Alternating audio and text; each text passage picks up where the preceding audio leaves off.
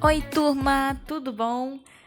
Nós vamos entrar hoje com um tema de ambientes aquáticos, né? Nós vamos seguir aí falando sobre o meio ambiente, ecologia, meio ambiente, e vamos falar exclusivamente de ambientes aquáticos, né? Sejam eles ambientes de água salgada ou de água doce, ok?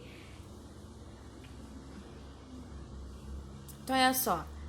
Nós temos aí que a biosfera se divide em 3 biociclos, né? A biosfera é o nosso planeta Terra, que é o conjunto de todos esses ecossistemas, né? Então, para facilitar, foi dividido em biociclos, que é o biociclo marinho, ou então se chama também de talassociclo, que é o conjunto de ecossistemas de água salgada.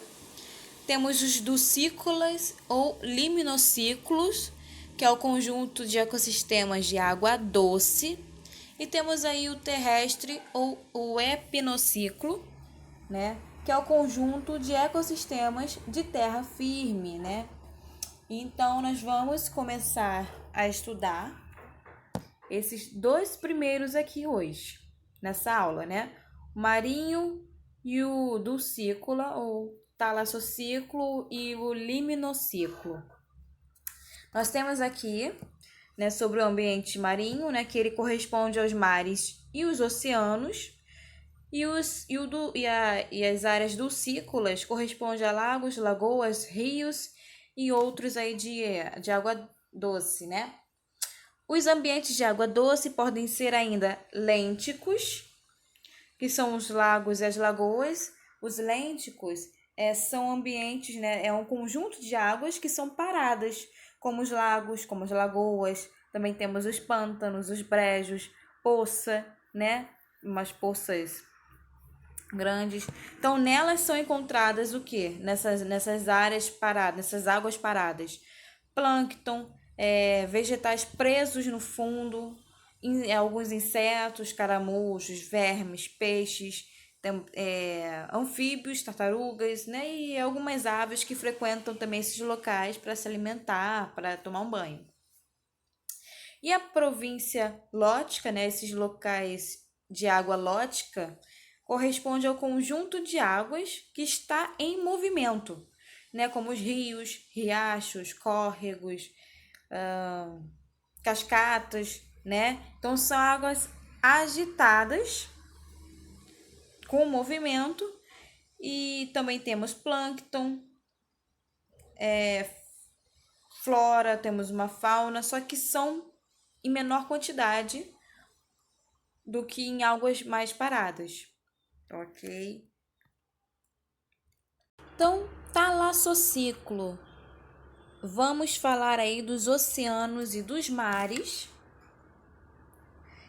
E esse biociclo corresponde aí a 71% do globo terrestre, né, da superfície terrestre, que são os oceanos e os mares, e estão formando o maior biociclo, tá? Então, aqui o ambiente marinho ocupa cerca de 71%, suas partes mais profundas atingem quase 11 mil metros. E, gente, mais uma coisa, na água, né, as condições climáticas, elas estão menos sujeitas às mudanças, né? Então, a variação de temperatura na água é bem menor que no meio terrestre, porque a água ela fica se movimentando, né? Tem uma circulação de água nesses oceanos, nesses mares, né? Dá para ver só de ir na praia, né? Isso é óbvio. E aí, isso também contribui para uma distribuição uniforme, né? De elementos químicos que estão nesse biociclo. Então, vai ser uma coisa mais estável, falando em condições climáticas, tá?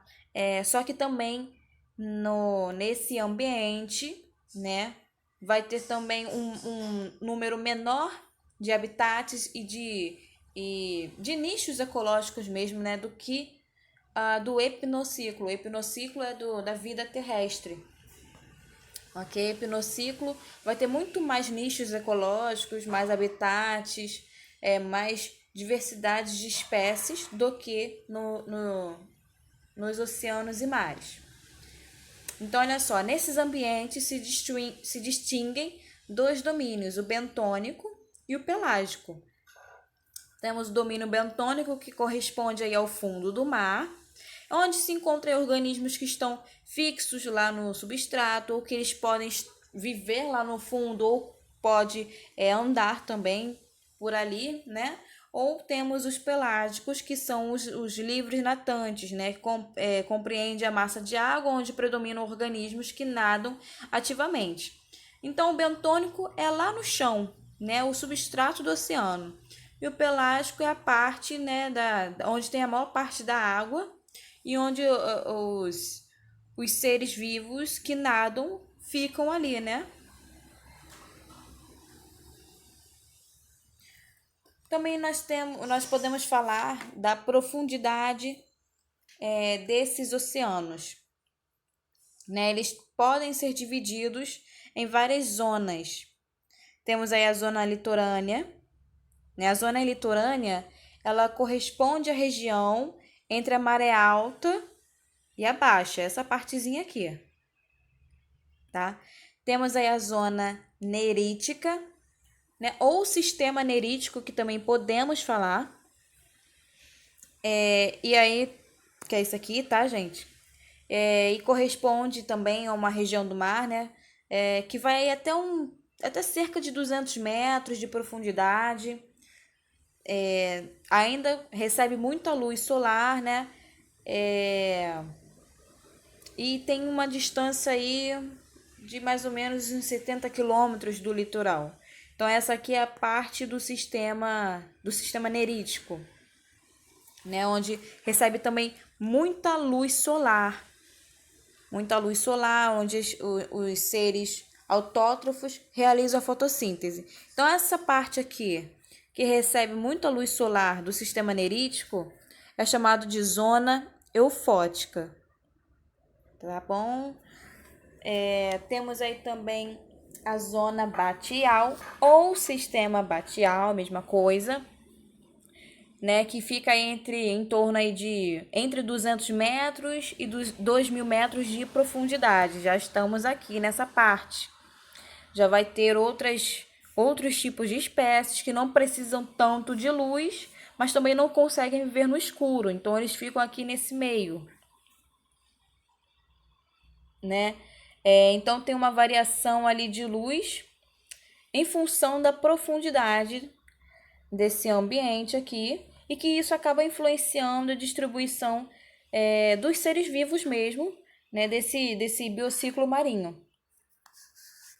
Então, aqui nós vamos ter a zona eufótica, e para cá nós vamos ter uma zona que não bate tanta luz, é a zona fótica.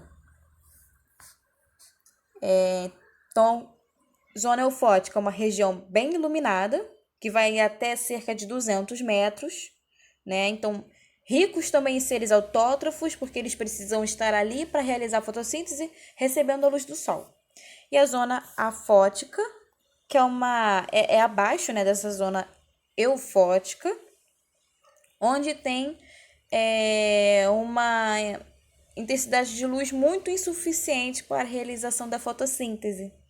Então, não tem algas microscópicas nessa região, principalmente as mais profundas, né, gente? É tudo escuro, não tem como.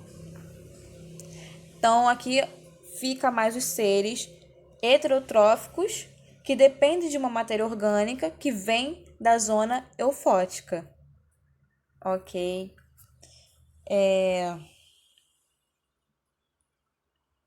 E aí nós temos esse sistema batial aqui. E o abissal, que é o mais profundo de todos, que se encontra aí a mais de 2.000 metros de profundidade. E não bate tanto sol, não esqueçam disso. Lembram do Procurando Nemo? Que o peixinho palhaço vai lá e encontra com um peixe totalmente no escuro que emite luz. Né? Isso daí é super verdade, gente. São chamados de peixes abissais que vivem aqui nesses locais. E aí eles possuem realmente uns órgãos luminosos. Eles abrem muita boca para poder capturar o seu alimento, né? Fazem parte aqui dessa região. Então, Então aí nós temos também as comunidades marinhas, né? Então as comunidades marinhas, elas foram divididas de acordo com a sua capacidade de deslocamento, né? Então os organismos aquáticos, eles podem ser divididos em plâncton, nécton e bentons. Isso aí cai muito em prova, hein? Então vocês precisam saber aí o que é, quem faz parte aí de cada um, o que é um plâncton, o que é um nécton, o que é um bênton, né? Então, um plâncton é formado aí pelos conjuntos de seres que se deslocam na água, mas eles não têm nadadeiras. Eles ficam à mercê aí de correntes marinhas. Por exemplo, uma alga ali está um ser livre, não está preso no substrato, mas ela fica à mercê ali de ondas, né, de maré do oceano.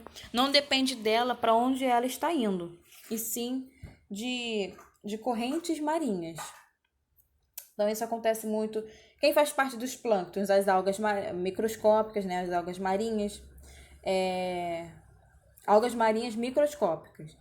Tem alguns protozoários, tem alguns pequenos crustáceos, larvas de crustáceos. Krill, por exemplo, é um crustáceo. Então, gente, o plâncton é isso aqui, ó. Plâncton pode ser dividido em fitoplâncton e zooplâncton. O fitoplâncton, gente, são os organismos microscópicos, ou seja, cianobactérias, e as algas microscópicas, são os seres que fazem aí a fotossíntese, tá? Não dá para ver a olho nu. Então são chamados de fitoplâncton. E os zooplâncton são bichos bem pequenininhos, mas que também já dá para ver a olho nu, como o krill, por exemplo. São pequeninos crustáceos, né, que parece até uns camarãozinho. E esses aqui já dá para ver a olho nu. São, né, são pequenos animaizinhos. Então nós temos os fitoplâncton e temos os zooplânctons. Lembrem-se que os fitoplâncton fazem parte aí dos produtores na cadeia alimentar, tá? Que eles são seres autótrofos. É a base da cadeia alimentar marinha, né? Então vamos voltar aqui. Nós também temos o nécton, né? Que aí vamos estar incluindo os seres com movimentos mais ativos, que eles têm, né, são seres que têm nadadeiras, então são capazes de nadar, vencer as correntes marinhas, nadar para onde eles quiserem. Então temos como exemplo aqui nos nécton peixes, né, os mamíferos aquáticos,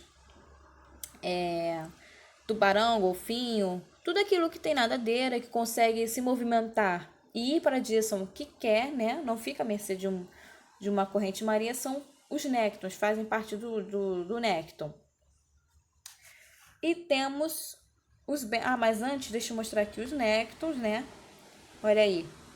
Tartaruga também, tartaruga marinha, os peixinhos, né? Golfinhos, baleia orca.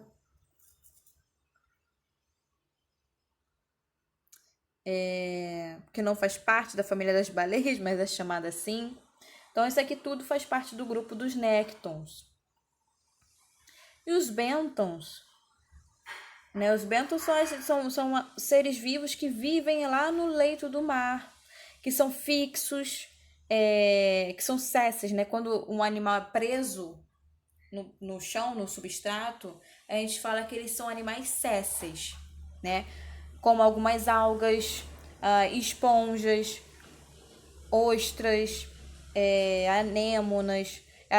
Os bêntons, eles podem ser fixos, né, presos no substrato, ou podem, eles não podem sim viver no substrato, mas podem caminhar por lá. Vivem assim no substrato, mas não necessariamente presos. Então por isso que eu falo aí sobre estrelas do mar, por exemplo, caranguejos, né? Então caranguejo-siri, por exemplo, eles se movem pelo fundo. São bêntons, porque ficam no fundo. Anêmonas são animais fixos, né? São bêntons também. Então, isso aí tudo faz parte dos bêntons. E nós também temos aqui, ó, exemplos de bêntons, né? Ouriço do mar, nós temos estrelas do mar, esponjas, corais, tá? Tudo isso aí faz parte de bêntons, tudo que fica aqui no substrato marinho, tá? Eles não são livres natantes, né? Então, aqui no bioma marinho costeiro encontra-se importantes ecossistemas, como manguezal também, recifes de corais, estuários,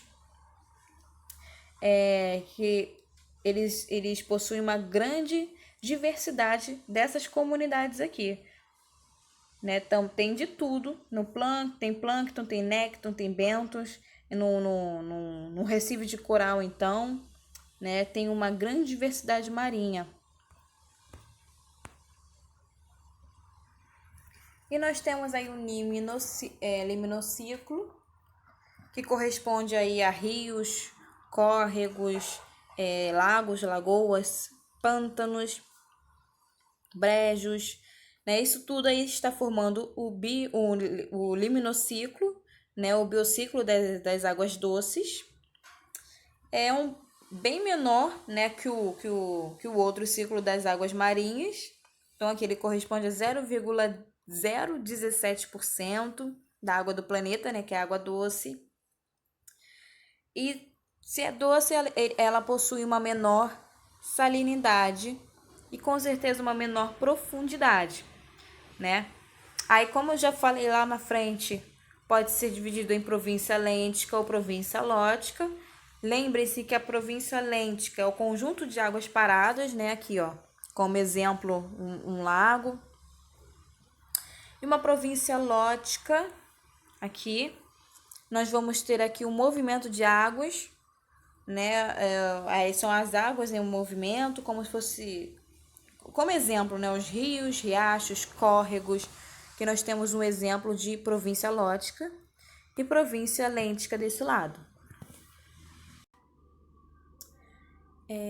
Temos aí, gente, lagos e lagoas. Então, muita gente aí fala sobre lagos, lagoas, visitam, tira fotos, né? E hoje a gente vai ver a diferença entre elas. Mas assim, ambos os termos são sinônimos. E aqui o que vai variar entre esses dois, entre um lago e uma lagoa? Então vai variar e varia apenas na extensão e formação. Um lago, gente, aqui pode ter sido formado por eras geológicas passadas, né, na era da glaciação, que o gelo derreteu e formou ali um lago. Um acúmulo de água das geleiras, né, uma região maior que a lagoa.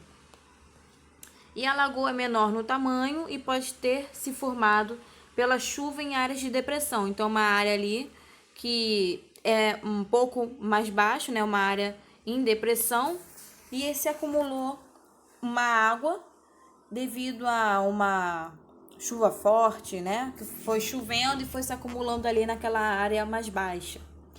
E também, então assim, são iguais, só que se diferenciam pelo seu tamanho e pela sua origem.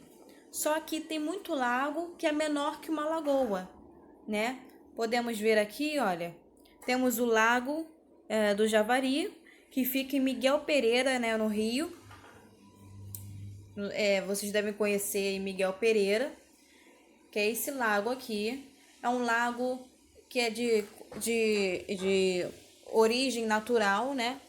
Veio aí, se formou devido a causas naturais há milhares de anos, e é bem menor do que esse lago, do que essa lagoa, por exemplo. Isso aqui, gente, é a Lagoa de Araruama. Ela pega aqui um pouquinho de Saquarema, vem aqui para Araruama, pega Guaba Grande, São Pedro da Aldeia e vem até Cabo Frio, é a Lagoa de Araruama. Então, olha só a extensão dessa lagoa para a extensão desse lago.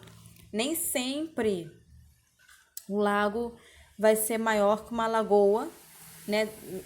Na prática, não é assim, mas na teoria, o que difere é o tamanho e a sua origem. Então, essa aqui também, olha, é uma das orlas, né, de Araruama, aqui mostrando a lagoa.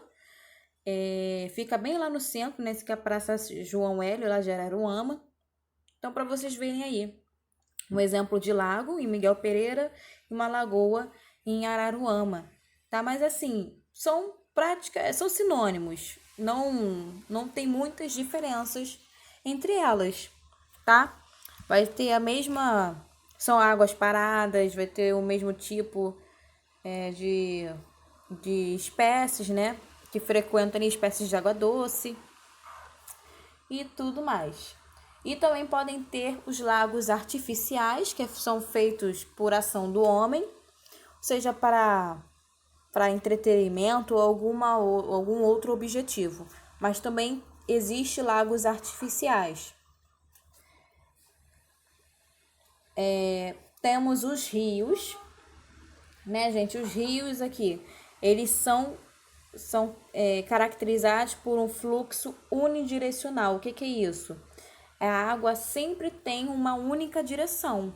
Ela sempre percorre uma única direção. Ela tem uma nascente, né? Tem um percurso que ela tem que fazer em uma única direção e vai ter a foz em algum outro lugar.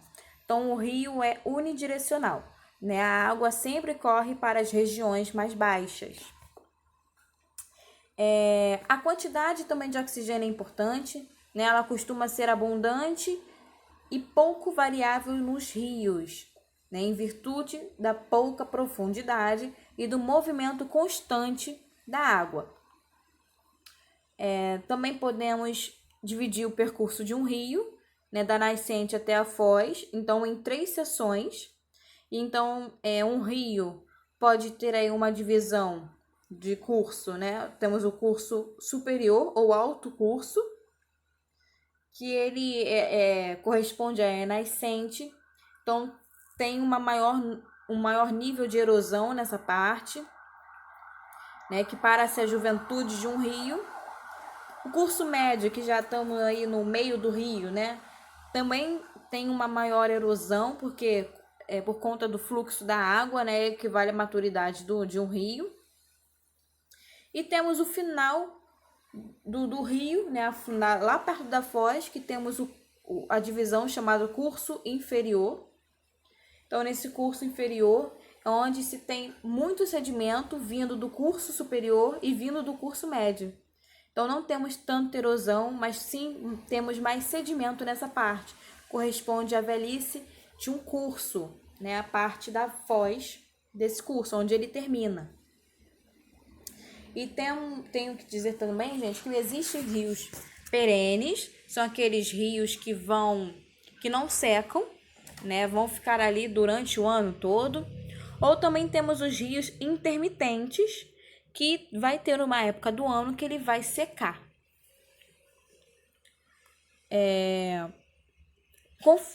Temos também o que chamamos de rios pluviais, que são formados pela água da chuva. Temos os rios nivais, que são formados pelo derretimento de geleiras. E temos aqueles rios mistos. E nós temos também aqui 2 fotos que eu estou trazendo para vocês. Uma de Rio Verde, né, no Mato Grosso. Aqui tem uma extensão de mais de 500 quilômetros, é um rio bem grandão. Apenas uma cidade fica às margens desse rio, tá? E aqui temos o Rio Paraíba do Sul, que isso aqui foi uma foto tirada em Cachoeira Paulista, fica em São Paulo. É um rio um pouco mais poluído, né? Não nessa parte, mas devido a ser São Paulo, que é um estado com mais pessoas. Então, tem um pouco mais de poluição. Mas aqui também temos o Rio Paraíba do Sul e o Rio Verde, tá? Que são exemplos aí de rios bem famosos, por sinal, que é unidirecional, tem os cursos superior, médio e inferior, tudo bonitinho aí para vocês, tá? Então é isso, gente. Foi a nossa aula de meio ambiente aquático, né? Falamos de oceanos, mares, rios e, né, água salgada, água doce. E foi o nosso conteúdo de hoje, tá bom? Beijão, tchau, tchau.